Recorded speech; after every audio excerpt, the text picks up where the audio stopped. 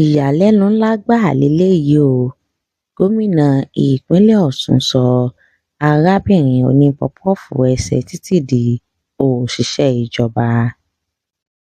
Inú ìdùnnú àti ayọ̀ ni àwọn ará ìlú ìpínlẹ̀ ọ̀sùn wà lásìkò tí gómìnà ìpínlẹ̀ ọ̀sùn ra pọ́pọ́ọ̀fù tó tó $50,000 $50,000 lọ́wọ́ arábìnrin kan tó sì tún fún un ní iṣẹ́ oúnjẹ sísè ní ilé ìjọba. Gómìnà ìpínlẹ̀ Ọ̀ṣun Adémọ́lá Adélékè ti ṣe ohun ìyàlẹ́nu lásìkò tí àwọn ará ìlú ṣe ìwọ́de ní Ọjọ́bọ̀ láti fi ẹ̀mí ìmoore hàn pẹ̀lú iṣẹ́ takuntakun tí gómìnà náà ti ṣe láti ìgbà tó ti wà ní ipò. Gómìnà Adélékè ló wo arábìnrin tó ń kiri pọ́pọ́ọ̀fù sùnsùn tó sì ṣe ní oore ńlá, oore bàǹtàbanta. Tó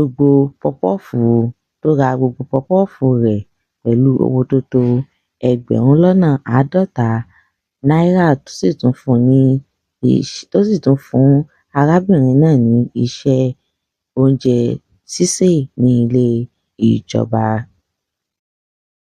Inú fọ́nrán fídíò tó gba orí ayélujára ni gómìnà Adélékè ti béèrè lọ́wọ́ onípọ́pọ́ọ̀fù ọ̀hún pé èèló ni gbogbo ọjà rẹ̀ jẹ́ ní inú ọkọ̀ tó jókòó sí.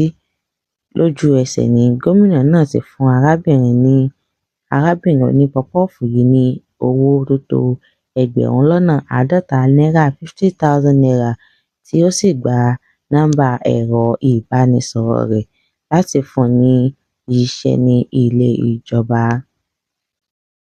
Báyìí ni gómìnà Adélékè ṣe sọ onípọ́pọ́ọ̀fù ẹsẹ̀ títì di òṣìṣẹ́ ìjọba ní ìpínlẹ̀ Ọ̀ṣun.